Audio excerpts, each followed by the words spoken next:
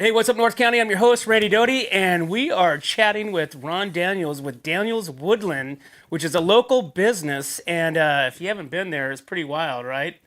Ron, Oh, thanks for coming in, man. absolutely, absolutely. And just so we want everybody to know, it's three words. It's Daniel's Wood Land. So the first few times you hear it, you think maybe Daniel has a woodland, but no. It's Daniel's Wood Land, and there's Daniels fun. Woodland. That's right. It's three words, and we've been in Paso Robles for oh gosh, I grew up in Paso Robles, graduate of Paso Robles High School, and then You're native here, right? kind of, I harken back to the early 80s, but, Okay, I mean, so most of more my than life. not. That's absolutely right. That's funny. My wife thinks she's from Utah. I'm like, you've lived here since you were a little girl. You were more Californian than you are Utah. Right? And she always tells me to be quiet. She doesn't like hearing that. But we are pretty definitely entrenched in Paso Robles, and lived there, basically my whole life. And Cool. so Daniels Woodland started in 1999. So Ron, Yeah. tell me what brought you there? What brought you to start what you guys are doing? Because you guys started with like the tree houses, right? Yeah. Is that where you started making some cool, crazy tree houses, and you're like, hey, we could. People are like wanting these. Absolutely. I mean, that's, when you look at who we are today, one of the most common questions is like, how does a company like this come to be? And who we are today is we're a full service scenic fabrication company, and we work all over the world for amusement parks and attractions like, the likes of Universal and Disney, and then down to family entertainment centers and mini golf courses and dedicated businesses. And we also do commercial and public and private playgrounds and themed scenic things. So when you see all this stuff, people go, "How did you get started?" And it really is a fascinating story. Yeah, tell us, man. Did you ever think it? People always ask me, when you started the company, did you ever think it was going to be this? And of course the answer to that is no, absolutely not. It's I think the best way to think of it is, what a Farsi is? Uh-uh. A Farsi is a unit of, it's kind of it's a method of reckoning. It's a distance, and it's not a specific distance. A Farsi is as far as you can see. Now, if you're in the forest, that's not very far. If you're on a hilltop, that could be 100 miles or more. So a Farsi is as far as you can see, and you can use a Farsi, as some direction. So you go, you look to the north and you go 3 Farsis to the third red rock and hang a right and go 2 more Farsis and then go left at the river and then go up over that mountaintop 1 more Farsi, and then you ain't going to be there yet, but after that you go a little another Farsi and then you'll be there. So Okay. it's kind of maybe a hillbilly method of reckoning, but how we got to where we are today has really just been a series of Farsis.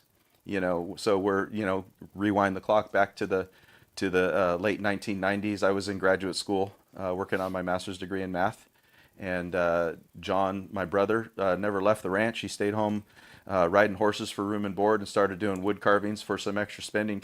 The pioneer statue that was Okay. carved. Yep. He's down at the Paso Robles Museum now, the Pioneer Museum. He did that, huh? He did that when he was 18 years old. Wow. And he started carving, and people started buying his carvings. And then he had this concept of to build a tree house to go with his carvings. By the way, he started doing. He talked to a wood carver, famous wood carver. His name was R.L. Blair. Everybody's seen his carvings. If you've ever been to Splash Mountain, in front of Splash Mountain was a Brer Bear, fox, and rabbit wood carving, and some other wood carvings around Disneyland. That was all R.L. Blair stuff. But he was kind of local in our area. And he told my brother said, "Why do you always carve bears? Why do you carve a lot of bears?" And RL said, "That's because bears sell." So John started carving bears, and they started selling.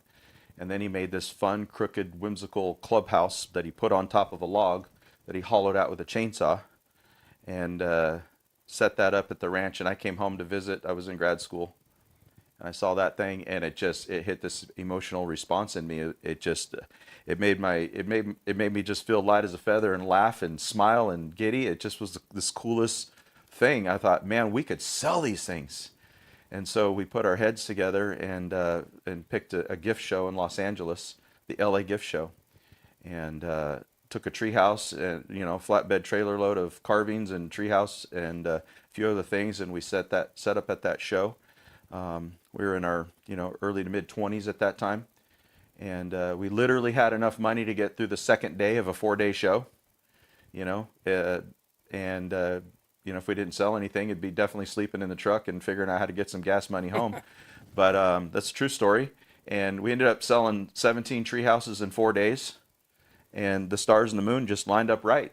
People came to the booth, and they looked at the tree house and said, could you do one with a swing? And we said, sure, we can put a swing on the side. Well, can you make two with a bridge between them?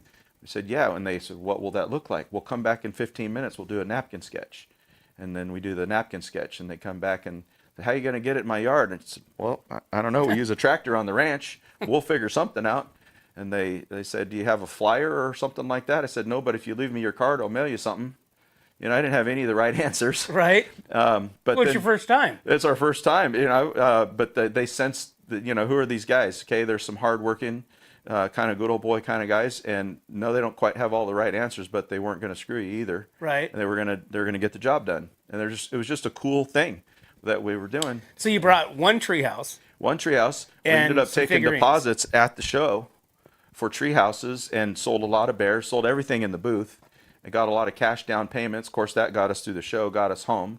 Went home and bought an old busted up forklift and some chainsaws, and Daniels Woodland was born. And so that's. But you're still in school, though. Absolutely. I was still in graduate school at the time. But we started hiring people, and I would work on sales in between classes. I had a cell phone on my hip, and my teacher, gave me some, what are you, Mr. Important there? You got to have a phone. I'm like, yeah, I just did a $10,000 sale. And he said, what? And so I told him about the business, and he had no idea. He just thought I was, remember everybody was important back in those days. If you had a pager, right? or Gosh, you had one of those, the old Motorola flip phones, yeah, one right? of those big old things. You're like holding your phone up like that. So, but yeah, I would sell tree houses in between, classes at grad school, and of course, I did finish my master's degree. And then I actually became a part-time math professor at Cuesta College for about 6 or 7 years. I did that job. So I was a night school teacher at Cuesta College, and then by day we did Daniels Woodland, and that, we just kind of grew it. And in those days we were doing primarily like wood carvings and residential tree houses that come with their own tree, and that was going and blowing and doing really good. And then So Ron, let's back up. So you're at the convention, the show. People are wanting you to. I mean, I'm assuming these people aren't not just from L.A. They're all over the world. I would assume, right? Yeah. Is it that kind of a show? Yeah, I mean, it was definitely primarily regional, but there were definitely people from all over the country and some foreigners. We did send a few shipments overseas of the wood carvings, and there was a wholesale gift show. There were a lot of nurseries and things like that, so we would sell the wood carvings to them, and they would retail them in their stores. Oh, I gotcha. Okay. There was a couple of mail order catalogs that we did business with, like a home and garden style catalog, and they would put us in there. They some of those old catalogs, they would have them. They would put some really outrageous things on the cover and in the primary sections of the catalog, just not because they thought they would sell very many of them, but because the pictures looked really cool, and it was the kind of thing that kept that catalog on people's coffee table, so that they'd open it and then buy more things. Over time, it had more staying power as opposed to just like tossing the catalog in the trash. So they used our treehouse as one of those really cool hero pictures to keep the catalogs around. But then they started selling like several tree houses a month out of this one catalog. And, we were just going everywhere looking for big logs and things like that. And, But are they? They're all different, though, right? Absolutely. So And- it's not like, okay, this is this specs on this that to make that one. It's like all custom. The logs are all different 100%, but we had some standardized things where we had our couple of style of playhouses, and then options you can get like balconies and slides and staircases and monkey bars and things like that. And then we offered a lot of custom configurations of those tree houses. Like that one right there. Yeah, that's one that grew up over time 100%. That's a little bit later of a project. That's one of our actually recent ones. So our residential thing over time, over a couple of decades, grew into world-class commercial projects. That particular one is at a new amusement park in Florida, and that's the Universal Epic Park. And when we're under non-disclosure, when we're building the thing, we're not supposed to talk about it too much, but it's the Viking How to Train Your Dragon land. Okay. So up until then, we've been calling it that. We're not supposed to say, but it rhymes with how to pull your wagon. But that's one of the components of a massive kids play area that we just finished at Epic Park in Universal Orlando. So that's kind of the other end of our story that bookends the beginning that I was telling you about. And to Yeah. get from the beginning show, at that trade show I'm talking about, to this more recent one, it's just a series of Farsies. We went to that show. Our first Farsi was like, man, it's going to be great. We're going to get a trailer and a truck and some chainsaws, and we're going to make tree houses for backyards. And then, that was going really good. And then in 2008, the real estate market just super crashed, and it was a heck of a recession. And that's when people stopped buying luxury goods. And, they pull in the sales. Well, we're in the market of selling luxury goods to rich people. And so they pulled in their sales, and we got hit real hard with a real hard year. I remember that. Yeah, man, it was definitely pucker factor time. And so we had to, what's our next Farsi? And it was, we decided that the next, as far as we could see, told us we should maybe have a look at more commercial clientele, maybe the kind of customers that might even go so far as to take out a small business loan to buy what we build as a business investment to generate revenue to support their businesses. So that's when we started targeting more commercial clientele, like the amusement parks and playgrounds, and it segued well because in the beginning we're doing these tree houses, and some were themed Western, and then we did one that was themed like a pirate ship, and then we did a couple of the extreme home makeover shows. We did Fairy Princess Castle and stuff like that. So next thing you know, we're doing themes.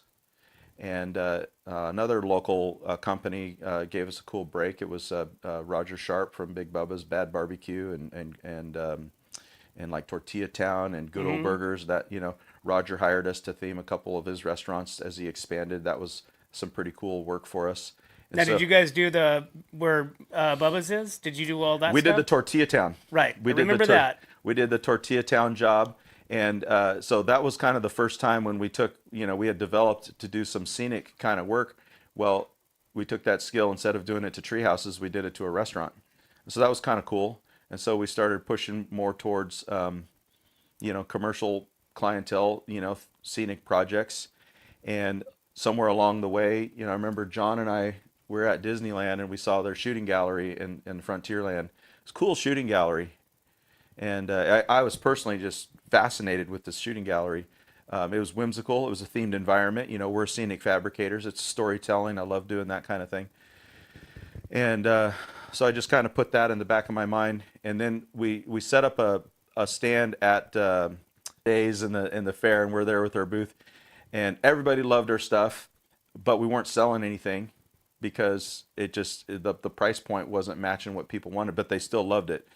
I remember feeling really frustrated when about the 50th drunk cowboy came stumbling into our booth and said, "Man, I'll tell you what, if I ever win me the lottery, I'm going to buy me one of them tree houses." And wished us luck and turned around and went out. And I just turned to my brother and I was like, "Dang, this is not going how we wanted it to, because, we came here to try to sell stuff, but people bring $20 to the fair and they've spent half getting in and half on beer, and they ain't got nothing left to spend with us." I said, "You know what, John, I'll tell you what, if we could figure out how to get $2 from everybody that thinks our stuff is cool, we would be on to something." And that's when the light bulb went on about the shooting gallery at Disneyland. That's how to get, that thing was cool, and that gets $2 from everybody. And so we kind of scratched our head and said, "I think I want to make shooting galleries." And that was our next Farsi. Because you guys had one at the fair, right? Oh yeah, Okay. yeah. We built one. That was one of our early prototypes. So we ended up building a couple shooting galleries and learning how to do it. And man, I'll tell you, that was paying a lot of tuition at the School of Hard Knocks. It was tough. But we partnered with an existing shooting gallery company to utilize their electronic control system.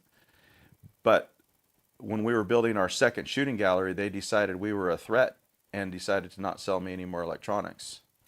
And by then I had taken a deposit on a project. I'd spent the money and had the thing built. I just needed the control system. I begged him to sell me one more and I'll stop. Just sell me the system just to get this job done. And they said, nope.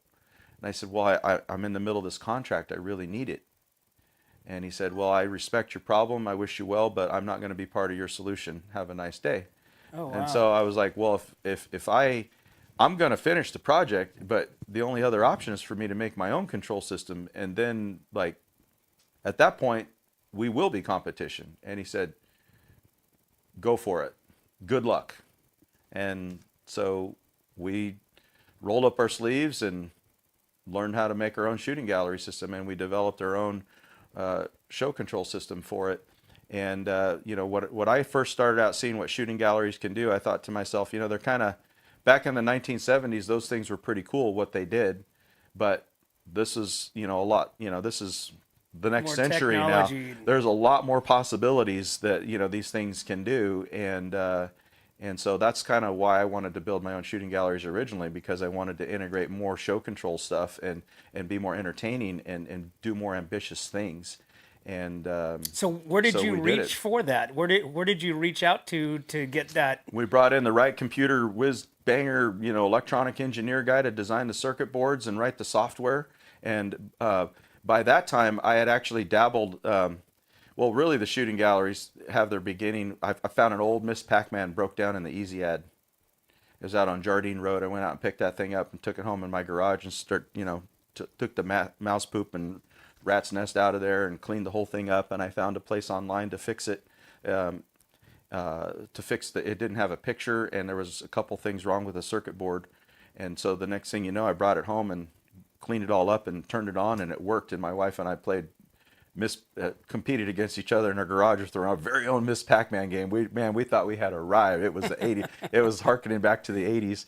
And so then I thought, man, you know what'd be really cool is there's a lot of other video games that use the same joystick controls and the vertical monitor thing. Maybe we could put some Galaga in there, some Donkey Kong, some Frogger, and utilize the same system. So I started looking online and found out, you know, learning how to do just that. And so I started pulling the game back apart and splicing together all these other boards and games in this original 1980s Pac-Man cabinet. Made the spark, fried everything. My wife told me I'm an idiot and, you know, you couldn't leave well enough alone. And I'm like, but I got it all back together, started working. The next thing you know, I started buying more video games, and then I had a whole arcade route. I ended up with like 75 arcade games, and I was the technician. And I taught myself how to fix them and how to, you know, use a voltmeter and the mechanic things and repair and restore these old games. And so some games were really easy to work on, because whoever designed them thought about the guy who has to fix them. And then some were awful. You know, they were very not service friendly. So I took that experience and applied it to the shooting gallery system that we designed. When we brought in the engineer, it's kind of an arcade piece of equipment. And so I just oversaw and directed, this is what I want it to do. This is how we take quarters. This is how we take dollars. This is what I want scores. This is how I want the buttons to work on a pulse, you know, protocol. And these are the voltages I want to do. And then we also looked at animatronic controllers. Animatronic controller might be something that you see, you know, how it controls figures and things that move. And we kind of put the arcade world together with animatronic controllers, and we created really like a Country Bear Jamboree show control system that you could activate and control, you know, who's ever playing. And in that way, the gun really just becomes more of an ergonomic remote control to activate this cool interactive Country Bear Jamboree. And so we took shooting galleries from the 1970s to the modern times, and the long story short from that, you know, fast forwarding, today we're the #1 shooting gallery builder in the world. We build them all over the world. We have hundreds of them out in the wild. Oh man, that's awesome. And they do really well. So yeah, in fact, there's 2 of them that we own and operate in Monterey on Cannery Row, right next to Bubba Gump's. Okay. There's an old cannery building, and in that cannery building we've built a couple attractions. One is we have a couple different shooting galleries. One's a pirate, looks like a sunken pirate ship's theme, and then the other one is like a Coney Island theme. It's got that bear, you know, that steps up on the pedestal, and he's a fast talking bear, you know, step right up and test your metal with a little lead. The treasure hunt. Oh, the ride. yeah, that's another attraction that we have. That's next to the shooting galleries. That's called Treasure Hunt the Ride. That has got to be that's probably our magnum opus. You know,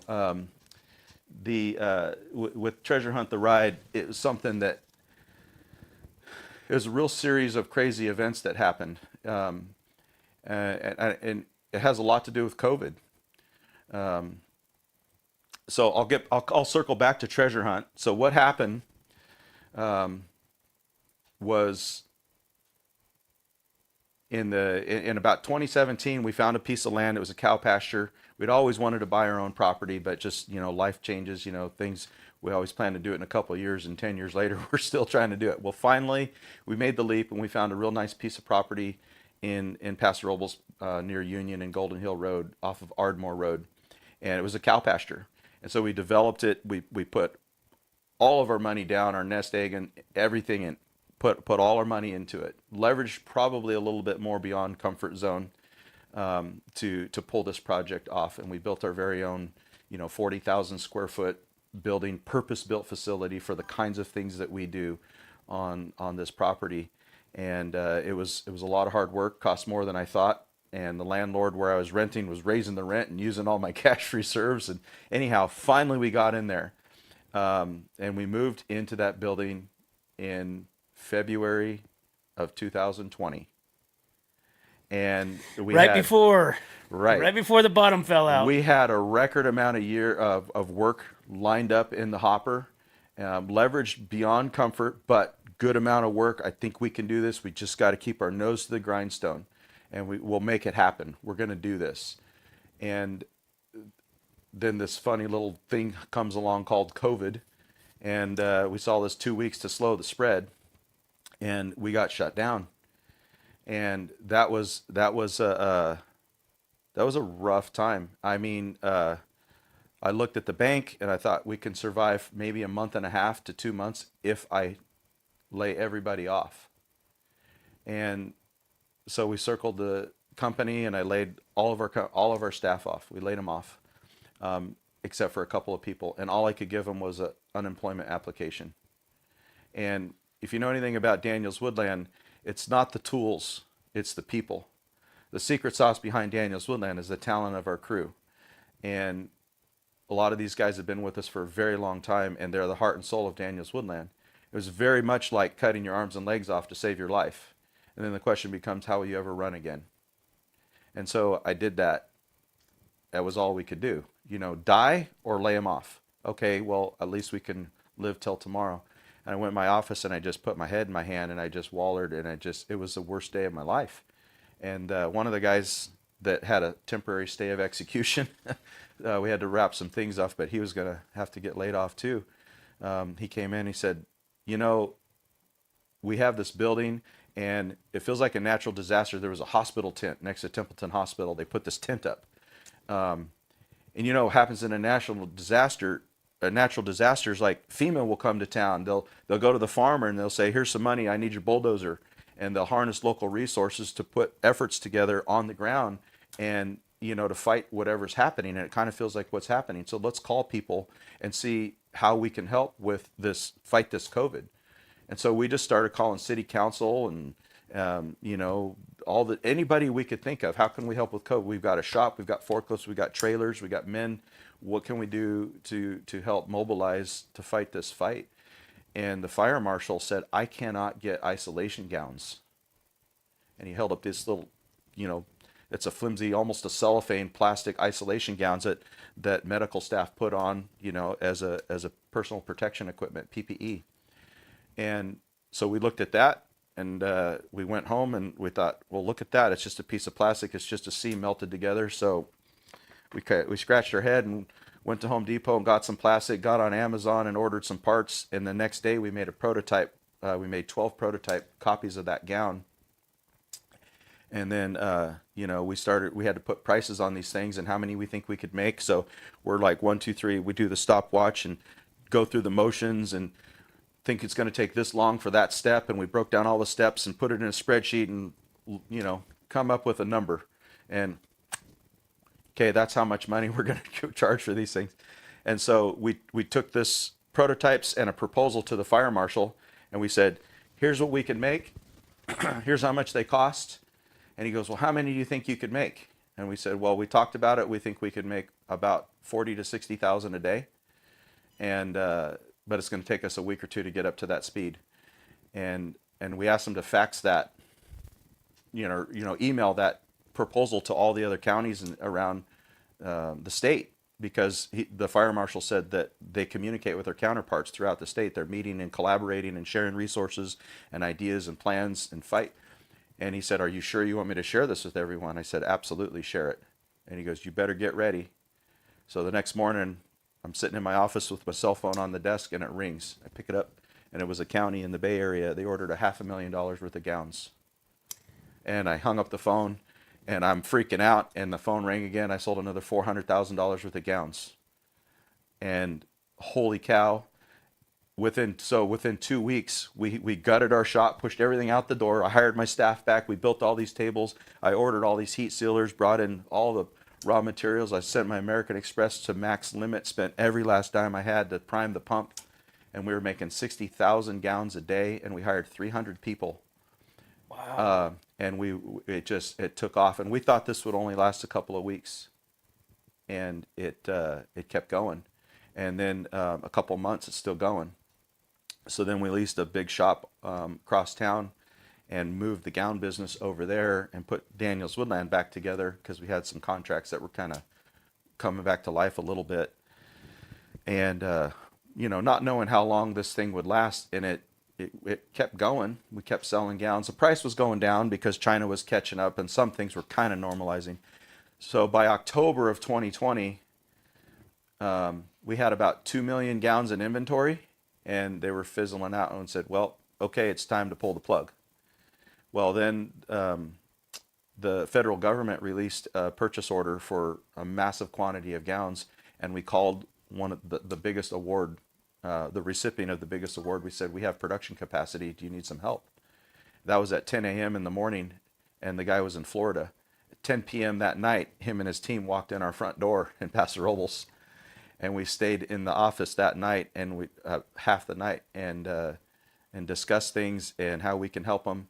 And then we went to bed and got a few hours of sleep. Come back the next morning. We made a handshake deal for 22 million gowns in October of 2020, but we had to finish them by April of 21. And so we thought, you think it got fast at the beginning? That's nothing, because from October to December, we throttled our company from 300 employees to 2,000 employees. And we leased a couple more buildings. We leased a spot on the fairgrounds. We needed square footage. We thought, well, nothing's happening at the fair. No public can do anything. So we leased that spot and some other buildings. And we were, by the early January, we were making 300,000 gowns a day. And it was flying. And man, I'll tell you, it was a tiger by the tail. County Health's calling us, you've had 25 COVID cases. You're a hazard. I'm like, yeah, but we have 2,000 employees. They're like, no, but you have 25 cases. Yeah, we have 2,000 employees. What do you mean 2,000? I mean 2,000. That's a 2 with 2 zeros. And they said, well, we have to come and see. Well, then they came and saw everything we were doing. And they're like, you guys are fine. Because we made these redneck HEPA filters everywhere, and everybody's in masks, and we sanitize from stem to stern twice a day. And it was Wow. just crazy, man. And yeah, so in the end, we probably made 35 million isolation gowns during COVID, and it was nuts. And so and it all, we finished our delivery orders and laid everybody off, and now we're back down to about 45 employees in our one little shop at Daniels Woodland. And there was some great fallout on that. Some of my best people, they did so well, they retired, which broke my heart, because now I have to grow new arms and legs in there to replace those guys. But talk about America. America's great, because what we did was we put a lot of people to work when there was no work.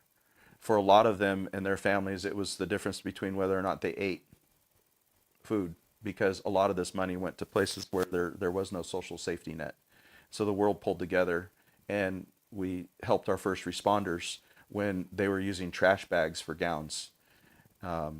We sent 50,000 gowns to New Orleans where they didn't have any, and the general of the National Guard, the top ranking general of the National Guard in the state, awarded Daniels Woodland with a Civilian Service Award, which is the highest civilian honor that can be bestowed by the state. Congratulations, man. And so That's crazy. normally they do a big press conference and a big thing, but I just got the medal in the FedEx envelope because couldn't get together and have things in those days. But of course, that was a life-altering time for us, and so up until then, we could never afford to work for ourselves. Well, our shooting galleries were doing good in Monterey, and this space became available in the basement of this old building. It was the old wax museum on Cannery Row, and the landlord offered that space to us. And we talked to our team, and we said, we should make a ride. We've always wanted to make a ride. By the way, that's why it's Daniels Woodland, right? Because maybe someday we'll do an amusement park. And so we built this ride, and we worked for ourselves, and it is a world-class attraction. It's called Treasure Hunt the Ride, and it was self-funded by Daniels Woodland. We put over 70,000 man-hours of scenic fabrication work into that ride. That doesn't count the ride system that came from Italy and all the CG graphics and video stuff that came out of a company from LA. We brought in Sally Dark Rides from Florida to help with the ride integration system. It was the control system for the shooting through the ride came out of Belgium, a company called Alterface, and in the end we created this world-class attraction. It's the only ride north of Los Angeles in the whole state that has a pre-show. It's been recognized, from USA Today as one of the best family attractions. It received a Golden Ticket nomination, which is kind of like the Oscars and Grammys. We were nominated in a category that included Treasure Hunt the Ride, Mickey's Runaway Railway from Disney, and Mario Kart from Universal, and a couple other ones. And so to have that nomination was pretty prestigious. It also received recognition of Merit Award from the Themed Entertainment Association, recognized from around the world. And it really is a world-class attraction right there in Monterey. It's a standalone attraction. You buy a ticket, you go on it. A lot of people don't know that California only ever had one real pirate. His name was Hippolyte Bouchard. And in 1818, he came ashore right there on Cannery Row where the ride is. And him and 175 smelly buccaneers ran the 2 miles over to the Presidio. Within a couple hours, they sacked the Presidio, and they kidnapped the imprisoned town drunk whose name was Molina. And so that's the backstory for the ride. And that's real history. It's West Coast pirate history. And so we kind of took that, we have this basement down there, and we're like, how can we get people excited about going down into the basement? That could be a really bad thing from a sales standpoint, right? People don't want to go downstairs. Look at businesses upstairs in a building. They make 10 to 20% of the sales that the ones on the ground floor make. So same problem with the down in the basement. So, but we ended up weaving this pirate history into a story that would make it fun to go down in the basement. And a lot of people can't appreciate the story. So I'm like, how can I pull this together? Some people may remember this. I hope the listeners will reach out to you and tell you if they remember this. And maybe you remember this. We'll see. Do you remember? You've been around for a long time, right? Mm-hmm. Okay. It was late 80s, early 90s. I'm going to come back to how the story of Treasure Hunt the Ride, how the backstory kind of pieced together with real history. But I got to tell the inspiration behind it. Local history right here in North County. Well, San Luis County. There was a radio campaign that was all over the airways. When there's a campaign, every radio station you turn to, you hear the same commercial. Right. The commercial was, come to Cuesta Caverns, a new amusement park opening in the caverns of Cuesta Grade next summer. And then you hear a roller coaster go by and kids screaming, fun for the whole family. Every time you turn to commercial, you hear about this Cuesta Caverns, a new amusement park opening in the caverns of Cuesta Grade. And people are like, what? And everybody starts talking about it. I remember my buddy's like, did you hear about that new amusement park? I didn't know there's caverns in Cuesta Grade. Oh, me neither. Oh, man, I'm so going to that thing. It's going to be awesome. And so it's on all the commercials. Do you remember it? I don't. Oh, man. I know. Okay, it's a true story, I promise. I wouldn't pull your leg. I wouldn't pull your peg. But so the this kept going for like 2 weeks. Everybody's talking about this amusement park. Like, we're stoked that we're going to get in San Luis County in the caverns of Cuesta Grade, called Cuesta Caverns. Well, about 2 weeks into this Action News, Channel 6 News, comes and they do this investigative journalism. And so they're down there, they're like, we're here with the county planning department with planner so-and-so from the county department, hands on the microphone. He's like, the county of San Luis Obispo has heard nothing of any amusement park anywhere in the, county of San Luis Obispo. There's been nothing approved of that, you can be sure. And then she's like, so no one knows what's going on. Over to you, so-and-so at Cal Poly. And then so another journalist is at Cal Poly. I'm here with Dr. So-and-so, geologist from Cal Poly. He hands on the microphone. And he goes, there's no caverns in Cuesta Grade. Of that, you can be sure. And so people are going, dude, what the heck's going on? Who's this company? And it's like, is this a shell company that's fine? Nobody can find anything about Cuesta Caverns, but it's all over the radio. And on April 1st, the commercials changed from Cuesta Caverns to the radio stations of the Central Coast came together to show you the power of radio. 2 weeks ago, no one ever heard of Cuesta Caverns, and today everyone wants to go. Imagine how advertising on radio can be used to deliver your message to your target customers. Advertise on radio. Bum, bum, bum. Wow. It was the most genius campaign that the radio has ever done. And it's legendary. And so I remember... So back when we were trying to figure out the backstory for this ride, I'm on this, you grew up in San Luis County page, and I saw a post on there from somebody that says, I'm still pissed about Cuesta Caverns. And then it launched this whole thread of people talking about, yeah, I remember that, dude. They totally got us, man. That sucked. How come they never built it? Okay, so I'm thinking, dude, what was so genius about that campaign was... when you're a storyteller, we're storytellers, we're scenic fabricators. Our job's to tell a story. And it doesn't matter if it's true or not, but if it's not true, we have to contend with disbelief. And so this concept of a storyteller, we have to get what's called suspension of disbelief. I got to get you to set aside your disbelief in order for us to use our imagination to have fun. We want to talk about dragons and singing bears, you got to get past there's no such thing as a dragon or a bear that sings. You got to get past it. Got to get you to suspend the disbelief.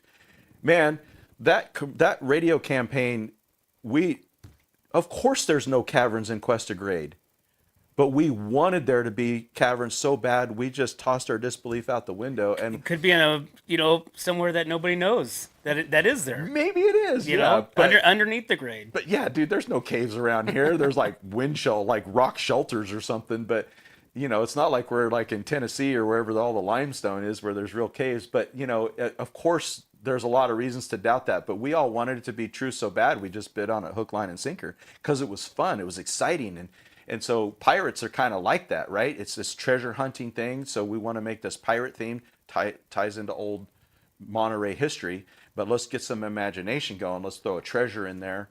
And building off of what I learned from Cuesta Caverns, I thought, we got to go down in the basement. What if we make Cannery Row caverns? What if there's caverns underneath Cannery Row, and maybe we're going to go down there and look for Bouchard's lost treasure? And so that's the backstory of the ride. When you go down the stairs to the video, you go down the stairs, you see a backstory video, and then you get on an elevator to go down into the caverns. It's an elevator.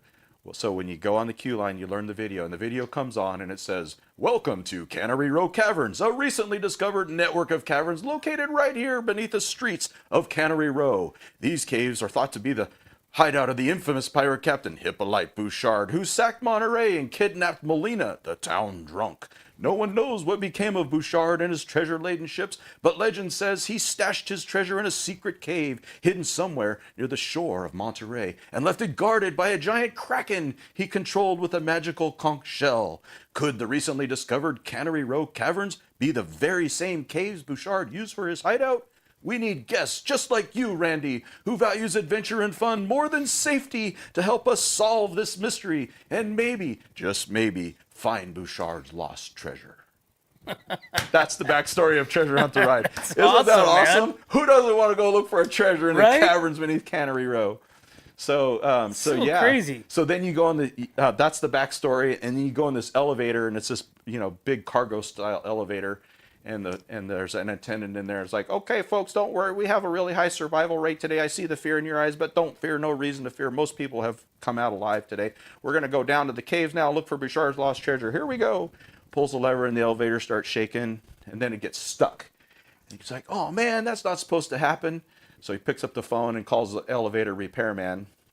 The whole ceiling of the elevator is a video screen, and so is the sides. And he calls Connor, the elevator's stuck. Can you fix it right this time? Yeah, we'll be here. Don't know where we go. Click.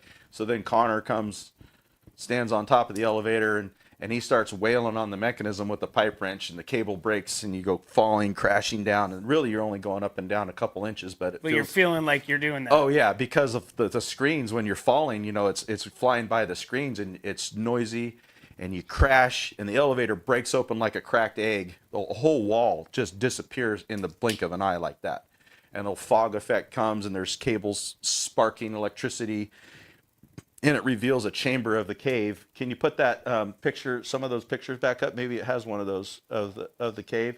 There's a guy with a donkey and a lantern. I don't know if you saw that one.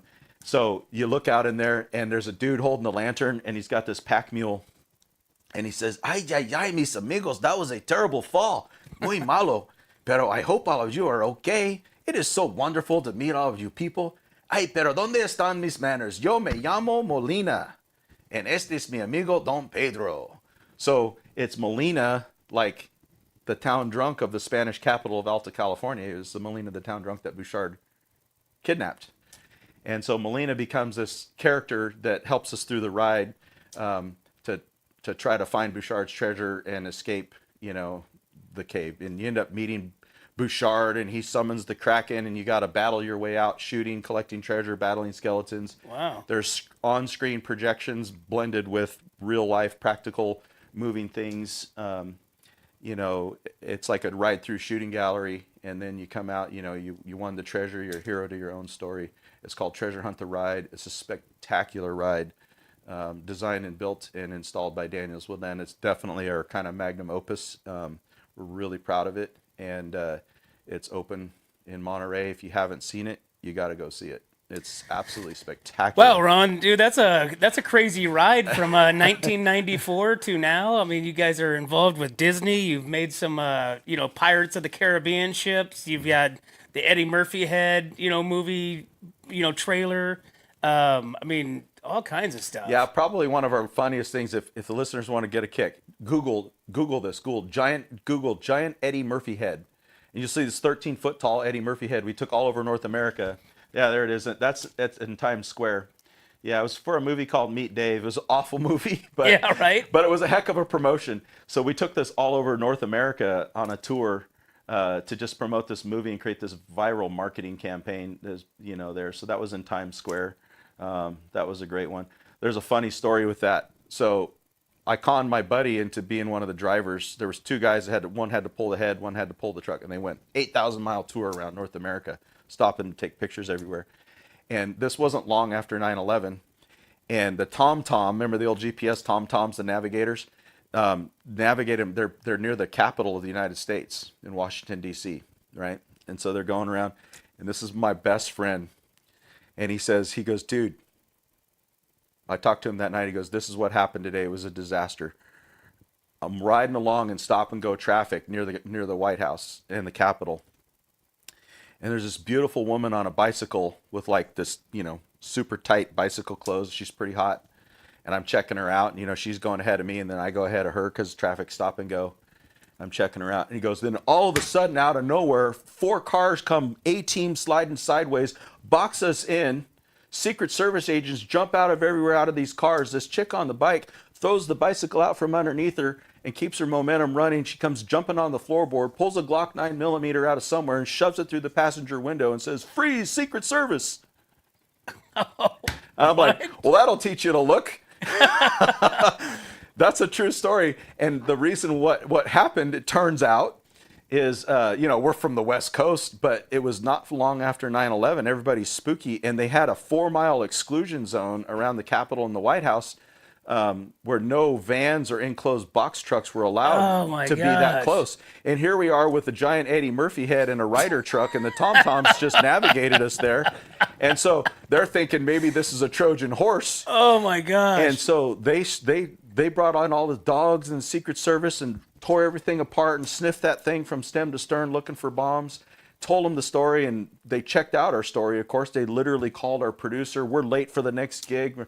My customers yelling at us. I'm like, the Secret Service has, so then they told us, get the heck out of here. Don't you ever come back. So that was Oh my gosh. giant Eddie Murphy head. That was, it's been a ride, man. It's been a ride. Oh my gosh, dude. So That's wild. yeah. But so you didn't make that out of wood. You made that out of styrofoam or That's something, right? Yeah, that's a really important concept to know with Daniel's Woodland. Don't let the wood in our name fool you. We definitely started out with the chainsaw carvings in the tree houses, but it's, in fact, we have another brand. It's called DWL Studios that we really promote in the scenic fabrication world because we don't want to pigeonhole with just wood. Today, back then we worked primarily with wood. Today we're, it's probably 10 to 20% of what we build with. So we build with sculpted concrete and fiberglass, and we carve styrofoam, and we hard coat it with a polyurea, which is like a spray and truck bed liner, all different materials, So today our purpose-built facility, Daniel's Woodland, has a foam fabrication shop, a fiberglass area, a wood shop, a welding fabrication shop, a mold making paint shop, a couple custom, big project bays, things like that. So it's this nice purpose-built facility. And we wanted our offices and our building, it's kind of a cool looking entrance to our building and our offices. We wanted it to be like a functional medley of the kinds of things that we build and sell. And so it's a spectacular area in there. People drive by our building and they wonder what the heck's going on in there. And we've kind of become like this local Willy Wonka chocolate factory, like people wondering what's going on in there. Oh yeah. So once in a while, we do open the doors so people can look. When you come in in the big giant wood front door, there's 2,000-pound oak doors that are shop built, and with this huge awning over the front of our building. Maybe you can Google Earth us or Google Maps us and map us and show us. We're at 2125 Ardmore Road. But when you go inside, it's a showroom. I have a Star Wars photo op speeder bike. Like I literally have my own speeder bike, but that was for another project, kind of like Eddie Murphy head promotion. We've got a little train in there, some wood carvings, lots of examples of the stuff we sell. And then you go into our main offices and you open the door, and I wanted our hallway to look like, where Harry Potter went shopping? I've never seen the movie. Okay, well, man, okay. So Harry Potter went shopping at a place called Diagon Alley, and Diagon Alley is now like the main amusement park. The name of the Harry Potter lands, at the amusement park is Diagon Alley. And it's this old European cobblestone street that kind of weaves, and it's got that whimsy of Harry Potter land. And I really love that old, cool, feel. And so that's what we designed our offices out of, or to look like. But on account of we're a little bit more redneck, we call our street Daggum Alley.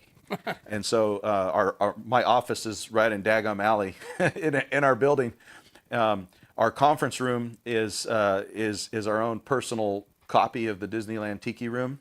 So when the gowns were going nuts, the team had that going really good. We called a couple of our Disney Imagineer buddies. We're like, you're not doing anything. Get up to Paso Robles. We got a couple trailers. You can live in the trailers. And we'll have Tiki Camp this summer. And so we put over 8,000 man hours to build our conference room. It's got 25 singing birds and fountain shows and full animatronic, the whole get-up. That's our conference room. And it's a spectacular thing. But again, back to what we built it for, it's fun to see, it's fun to share, but we wanted it to be a functional medley of the kinds of things that we build and sell, so that when our customers come, they can see not just work in progress in the shop, but they can see some of our finished stuff. And we can go, oh, this is a sculpted concrete brick over here. And we go, oh, this flooring is made out of that. And here's an animatronic bird singing to you. And, all the different things. And so it's a heck of an experience. And, once in a while we throw open the curtains and give the public a look. And it just so happens that this coming Saturday, Yeah, let's segue into that. there's an opportunity to come and do that. So The Golden State Classics Car Club is sponsoring it's organizing a car show at Daniels Woodland. It's at 2125 Ardmore Road. It's right where kind of Which is right off Golden Hill. Golden Hill and Union, kind of right over there. Ardmore Road, it goes around to the bus barn. Anyhow, so there's a car show there sponsored by Golden State Classic Car Club, and it's to benefit the Toy Bank for their Christmas Toy Bank drive. And The Toy Bank of Greater Paso. North County. Yeah. North County Toy Bank. Yeah, we'll talk about them in just a second, but just a little bit to kind of understand about the what's going on there is about 120 cars. It's open to the public. You can come and see it. If you come, bring a toy and donate it and enjoy the show. There's 120 classic cars, music playing. There's some food trucks. It's a great vibe to go around and just, visit with people. We have a couple of great artists. My brother John and I, and then Craig Frazier, we're all three Disney Gallery artists. John and I work on the old growth Sequoia redwood carvings, and we carve these Disney wood figurines: Donald Duck, Mickey Mouse, Pirates of the Caribbean, Haunted Mansion stuff, and they're sold in the Disney galleries. So yeah, that's an example of our Haunted Mansion collection. It's carved from salvaged ancient Sequoia redwood. It's 2,000 to 3,000 year old wood. And so these are sold at the high-end art galleries at Disney locations on the west and east coast. And Each one of those is made by hand? There's a little bit of machine work and then some handwork going into them. And it's the complete opposite, though, of the resin cast figurines made in China, sold at Walmart that end up in the garage sale, items someday. These are heirloom, beautiful carvings, absolutely spectacular. So John and I are Disney Gallery artists. You can own a piece of world history with those redwood sequoia trees. And then we have artist Craig Frazier, who is a airbrush artist, absolutely spectacular, also a Disney Gallery artist. He's our art director at Daniels Woodland as well. So Craig is going to be doing a live canvas airbrush at the car show that's going to be auctioned off at the end of the day. Oh. So that's going to be fun. And then Daniels Woodland, we host the event, and then our artists get together and produce some trophies for the cars. And we got to see a couple of those. yeah, they're absolutely one of a kind, spectacular, one of a kind, trophies. Craig makes one, and then John will carve something special. I've seen a couple of them, and they're absolutely crazy. We added a new category this year is best Christmas theme. I'm really excited about that. One of our other artists made that one. These are like the coolest trophies you've ever seen, and those are the artist that made the trophy, like the best Christmas theme, is going to walk around and select their favorite best Christmas theme and select that person to receive the award. And so each artist who made a trophy, it's their trophy for their pick based on their category. And then of course the car club has their own categories that they award as well. So it's fun to do that award ceremony. That's towards the end of in the afternoon of the show. From when we open, from when the car show opens in the morning, I think it's like 10 in the morning or something like that. I'll be doing kind of nonstop tours through our shop and through our Daggum alley. Okay, through your conference rooms and alleys and all that stuff. Yeah, and those are $10 tickets, which I personally, it's to benefit the toy bank. I'm telling you, it's a $20 value all day long. I thought it should be 20 because I think we should dig deeper for the kids. All of the money and the proceed goes to the toy bank. We don't make anything on it. It's worth every penny. If whoever wants to spend more on it is welcome to, because it goes to the kids. But we're going to be doing those tours. I'll take groups of 25 people through every 30 minutes, and they'll get to see the Tiki Show, and I'll talk a little bit about Daniels Woodland.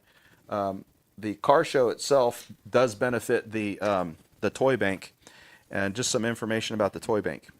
So the toy bank was started in 1984, and it's this is North County, right? And this is their 31st year. It's 100% volunteer effort. It takes 200 volunteers in 6 months to put this effort together for the kids for Christmas. Now, they don't just donate, they don't just give toys to anybody. The families that receive toys from the toy bank, they have to qualify, and their donations are actually helping a family that is struggling financially. This is so they have to qualify in order to do this. You don't just sign up because you want free toys.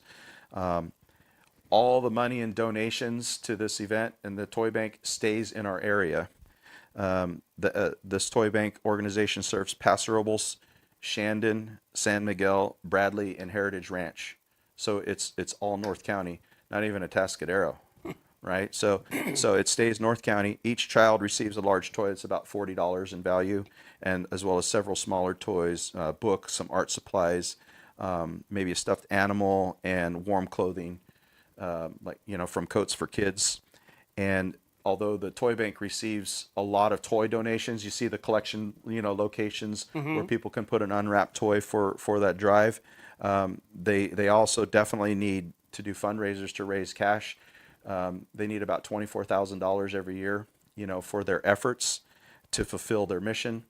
And a big part of that, the lion's share of that fundraising, happens at this event that we sponsor at Daniels Woodland, that we host for that fundraiser. So it's a great place to come out. The weather is going to be spectacular. We're in a really, really cool fair weather pattern. Cool morning, sunny day, beautiful cars, great cause, cool shop. Come and have some street tacos, check out some cars, do a tour of Daniels Woodland. Support a great cause. It's a pretty cool event. So That's awesome. yeah, Yeah, we had Javier on, was telling us about the families coming through. That they host about six to 800 families that come through in a matter of, I believe it was 2 days, 3 days that come through there. You figure 2 to 3 kids, per, and then you have the jackets, and then there's bikes options and stuff like that for the kids too. But you said that it's just it's a big undertaking, but it's definitely needed in our area, just in our, and it's not the benefit of it, and the important part of is these toys stay here. They don't go over to the valley and go to some other county. right. So, the toys that are donated stay in our area for the families that are in need. Right. Yeah, when you support a nonprofit situation, you want to know that your donation is really going to get to the end recipient and not going to get shaved down and whittled down, for all these expenses along the way. And so that's a great part. They're all local volunteer force, and the donations are staying here, used here, and it's going to go right to benefit those people with their using their volunteer workforce to get it right to these needy families. And it's just a great cause, for the kids and the Christmas spirit. And I think that's a lot of what it's all about, right? And it all happens this weekend, Saturday, 11 to 4, Daniel Woodlands. Daniels Woodland. Daniel Woodland. That's right. Daniel Woodland. Yeah, Daniels. Daniels, I know. That's right. I'm separating the woodland. That's right. And I'm Daniels missing the S. Woodland. That's Daniels right. Woodland. That's right. Man, And Ron, just think Daniel's like Jack, but I don't touch that stuff. Woodland. Yeah. You know what? I got to have you back on because we got to talk about the Redwood Kings. We got to talk about. I mean, we didn't even really dive into the whole animatronics with Disneyland and with the movies and all that stuff, man. Yeah. Like I said, it's such a crazy ride. And who would have thought? You're in school going to get your degree. What, 30 years later? Something like that. Yeah. 30 years later. Yeah. Here you are, what you're doing, and it's been a rush. And you've been all over the world doing that. Yeah, absolutely. Yeah, we've been lots of places, that's for sure. Yeah, Awesome. It's absolutely spectacular. We're very blessed and very grateful. It's a lot of hard work, but it's our passion. It's what we love doing.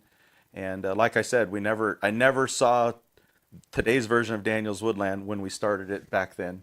It's just one series, one Farsi after another. You get to one Farsi and then you can see a little farther, and then you go there and you see a little farther. And so the combination of all those Farsis have brought us to where we are today. Well, I will say, going to Daniels Woodland, it's like going to Disneyland. I mean, not even just from the stuff that you guys make, from the stuff that's outside in the boneyard.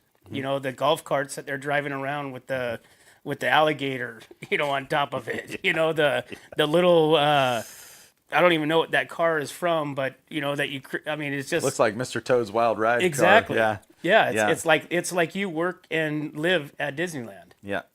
It absolutely, a lot of people, of course, everybody loves Disneyland, what it stands for, how the whole story of Walt Disney and all of that. It's great to go there, but there's a lot of people, especially those kind of people that are makers that build things and stuff like that, probably might find it more fascinating, like how it's made. And so there's a lot of people that come to our shop and they say, I had more fun touring your place than I did going to Disneyland, because I could see how some things are made. I can see what goes behind some of the, to create some of those things. And, these major amusement parks today, like Universal and Disney, what they do, the end result, it's absolutely spectacular. And when I see those things, what goes through my mind annoys the heck out of my wife. I'm like, how do they make it? I'm always like, I want to look under the hood. I'm trying to figure out, like, okay, look at that really cool castle. How'd they make it? Or you look at that animatronic. I wonder what makes it tick. Like I want to look under the hood and learn about it. And so that's the fascinating part of going to Daniels Woodland. Yeah, for sure. What's next? What's next? What's next for Daniels Woodland? Okay, that's a great question. So our next thing that we're doing is it's called Interact. It's a brand new product that we created, a control system called Interact, and it's to create interactive experiences in any location around, where you create these little interactive vignettes that can be triggered with some kind of special little keepsake or souvenir, like a Harry Potter wand or a refrigerator magnet or a bracelet, and it has an embedded chip in the souvenirs, so the guests will purchase them, and then when they present them to the Interact stations, it'll trigger some animatronic effect. It might be audio, there might be bubble machines or fog machines, or maybe things move or lighting effects turn off and on. And so it creates, it makes a static space interactive. And it's a fascinating merchandise program. So it's that upsell at ticketing, right? Welcome to the park today. We have your ticket for $19.95, and only for an extra $8 you can buy the scavenger hunt bracelet and look for, go through this little thing and activate stuff and win a prize at the end of the day. Would you like to upgrade to that ticket, or to this added interactive experience? And so Interact is this new product line that we're creating, to do just that, to make things interactive, and then supply the souvenirs to activate the interactive stations that are put in. You can go scavenger hunts, quests. People have been seeing these things like the wands at Great Wolf Lodge, or the Harry Potter wand at Universal, or the Magic Band at Disney, or the Mario Kart band at Universal. There's a lantern you can get at Not Scary Farm. So the industry is offering these upsell merchandise opportunities with interactivities, and it's widespread. And what Interact is it's all what the industry has done. They've implemented these concepts with their own proprietary stuff. And if you're a medium or small amusement park or attraction, Interact is for you if you don't have the universal sized budget, right? And so that's what we're bringing to the world now. We just launched that a couple weeks ago at our big trade show in Florida. Awesome. And so that's our new product line, and I think it's going to go big.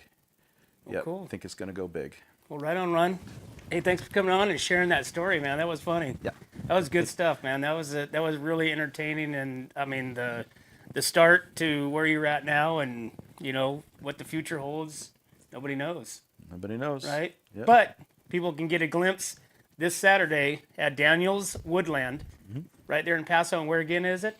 What's the address? It's 2125 Ardmore Road. And it's going to be the car show toy bank of Greater Paso Toy Drive. That's exactly right. So we want you to come, enjoy the cars. Now listen, please bring a toy. And there'll be a drop-off spot to drop off your toy. And then enjoy the show, have some street tacos. Sign up for one of those tours if they're not sold out, and take you on a tour in the inside of the place. And it'll be more fun than a half a gallon of red ants, I promise. Website? Do you have a website that people can go to and check you out? Maybe even order some tree houses? Sure. DanielsWoodland.com Okay. is out there, and then our social media handles are there as well. And so yeah, reach out, contact, check that stuff out, and contact us with any questions or comments or anything like that. Awesome.